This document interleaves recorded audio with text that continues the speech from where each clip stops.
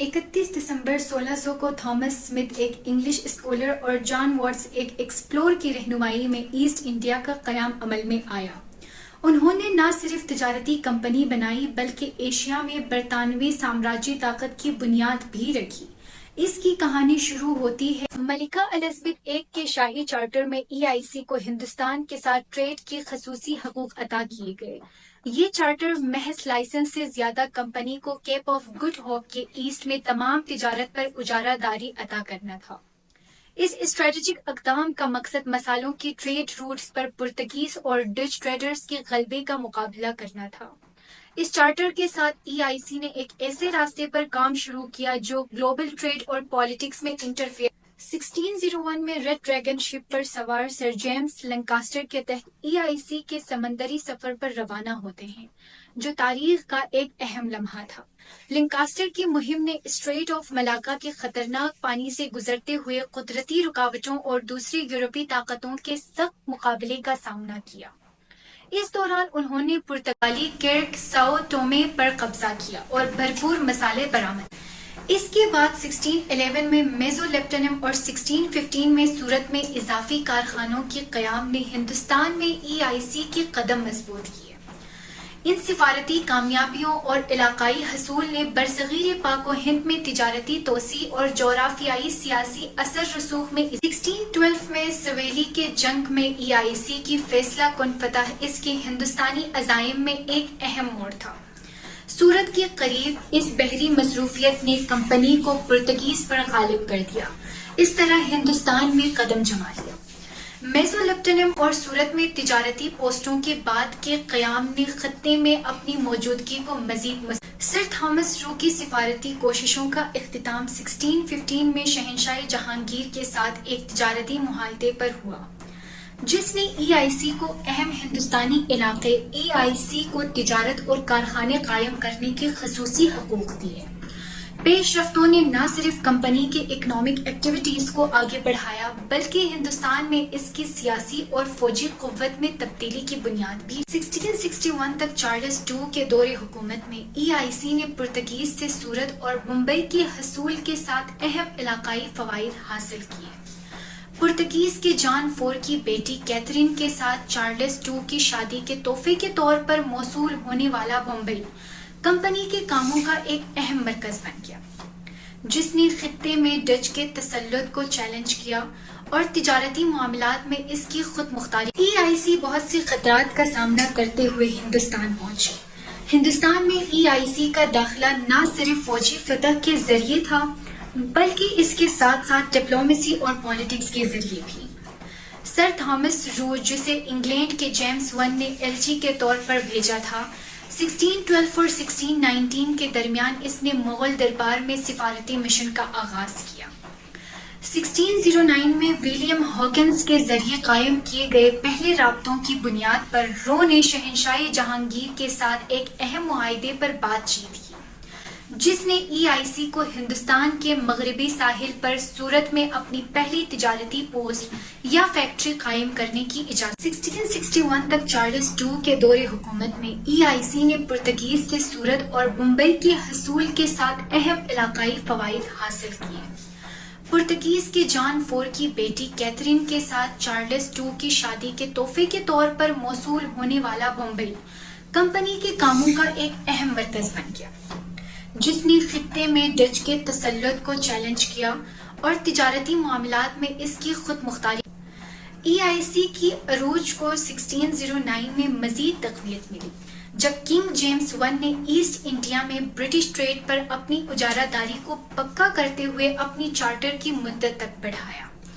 یہ خصوصی حق کیپ آف گڈ ہوپ سے لے کر اسٹریٹ آف میگلان تک پھیلا ہوا ہے۔ اس طرح کے اجارہ دارانہ کنٹرول نے EIC کو دیگر یورپی طاقتوں سے سخت مقابلے کے باوجود ہندوستان بھر میں تجارتی پوسٹوں کے اپنے نیٹ ورک کو بڑھانے کے قابل بنایا، پر EIC کو ناکامی کا سامنا بھی کرنا پڑا، جیسا کہ 1686 میں اینگلو مغل جنگ کے دوران بنگال کے مغل گورنر شائستہ خان کے خلاف ایک گمراہ کن بحری مہم EIC کے لیے تباہ کن طور پر ختم۔ 1695 کے مغل قافلے کے بحری قزاقی کے واقعے کے ساتھ نئے چیلنجز سامنے آئے۔ کیپٹن ہنری ایوری، ایک انگریز بحری قزاق نے مغل بحری جہاز گنج سوائی پر قبضہ کر لیا، جو بے پناہ دولت سے لدا ہوا تھا، جس نے شہنشاہ اورنگزیب کے غصے کو جنم دیا۔ شہنشاہ اورنگزیب کو کام دوبارہ شروع کرنے کے لیے خاطر خواہ معاوضہ ادا کرنے پر مجبور کیا گیا، پر یہاں بھی EIC باز۔ سال 1857 EIC کی ہنگامہ خیز تاریخ میں کمپنی کی حکمرانی کے خلاف ہندوستانی بغاوت یا سپاہی بغاوت کے پھوٹ پڑنے کے ساتھ اہم ثابت ہوا۔ ثقافتی بے حسی سے لے کر معاشی استحصال تک کی شکایات نے بغاوت کو ہوا دی۔ EIC کی اتھارٹی کو چیلنج کیا اور اس کے گورننس ڈھانچے میں کمزوریوں کو ظاہر کیا۔ 1858 میں برطانوی ولی عہد کے بعد میں مداخلت نے کمپنی کے اختیارات اور علاقوں کو براہ راست سامراجی کنٹرول میں منتقل کر دیا، جس سے برطانوی راج کا قیام شروع ہوا۔ اس کے جواب میں EIC کو سخت انتقامی کارروائیوں کا سامنا کرنا پڑا اور اسے معاوضہ ادا کرنا پڑا، جبکہ برطانوی پارلیمنٹ نے ایوری کو عوامی دشمن قرار دیا۔ 1874 تک ایسٹ انڈیا کمپنی کو پارلیمنٹ کے ذریعے باضابطہ طور پر تحلیل کر دیا گیا، جو کارپوریٹ سامراج کے زیر تسلط دور کے خاتمے کی علامت ہے اور براہ راست کولونیل حکمرانی کے تحت برطانوی ہندوستانی تعلقات کے ایک نئے مرحلے کا آغاز۔ 1639 to 1640 میں میزولیپٹنم اور مدراس سے شروع ہو کر اور بعد میں 1658 میں بگلی، کمپنی نے حکومت عملی کے ساتھ خود کو اہم تجارتی راستوں پر غلبہ۔ کولکتہ، جسے 1690 میں قائم کیا گیا، ایک اور اہم اڈا تھا۔ بمبے اور بنگال EIC کے لیے اہم مرکز بن گئے۔ 1639 to 1640 میں میزولیپٹنم اور مدراس سے شروع ہو کر اور بعد میں 1658 میں ہگلی، کمپنی نے حکومت عملی کے ساتھ خود کو اہم تجارتی راستوں پر غلبہ حاصل کیا۔ ممبئی کی حصول ڈچ اسٹیٹ انڈیا کمپنی، جسے VOC بھی کہا جاتا ہے، جو EIC کے خلاف اسٹریٹجک تدبیر کی علامت تھی، جو کہ ایشیا کی منافع بخش مسالہ جات کی تجارت میں اپنے غلبے کے لیے مشہور تھی۔ VOC کی بالادستی کو چیلنج کرنے کے لیے چارلس II نے EIC کو اہم خود مختاری عطا کی، جس سے اسے آزادانہ طور پر معاملات چلانے اور کارپوریٹ گورننس میں جدت لانے کے قابل بنایا، جیسے کہ سرمایہ اکٹھا کرنے کے لیے اور جدید انتظامی ڈھانچے کا قیام، اور اس طرح ریاست کے اندر ایک ریاست کا قیام ہوا۔ اپنی شاہی چارٹر کے تحت کام کرتے ہوئے ایسٹ انڈیا کمپنی نے وسیع مراعات حاصل کی، بشمول اس کے ملازمین کو نجی تجارت میں مشغول ہونے کا حق۔ یہ فراہمی ذاتی مفاد کے مواقع کو فروغ دینے کے ساتھ ساتھ کمپنی کے اہلکاروں کے درمیان بدعنوانی اور غیر قانونی سرگرمیوں کو بھی جنم دیتی ہے۔ 19 سینچری ایسٹ انڈیا کمپنی ایک مضبوط سیاسی جماعت کے طور پر تیار ہو گئی تھی، جس نے پورے ہندوستانی علاقوں میں اہم طاقت حاصل کی تھی۔ مقامی حکمرانوں کے ساتھ اتحاد اور فوجی مہمات کے ذریعے کمپنی نے اینگلو سکھ جنگوں کے بعد پنجاب اور زرین برما جیسے علاقوں کو حاصل کرتے ہوئے اپنے علاقائی نقش کو بڑھایا۔ ان فتوحات نے نہ صرف کمپنی کے معاشی مفادات کو وسعت دی، بلکہ منافع بخش تجارتی راستوں اور وسائل پر اس کا کنٹرول بھی مضبوط کیا۔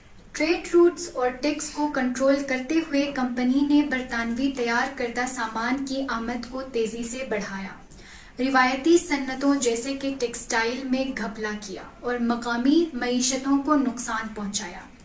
ہندوستان، جو اپنے عمدہ ٹیکسٹائل کے لیے مشہور تھا، برطانوی گڈز کے لیے ایک منڈی بن گیا، جس کی وجہ سے مقامی پیداوار میں کمی آئی اور ایکسپورٹ پر انحصار بڑھا۔ ان پالیسیوں نے ہندوستان کے معاشی منظرنامے کو نئی شکل دی اور ہندوستانی برادریوں میں بڑے پیمانے پر عدم اعتماد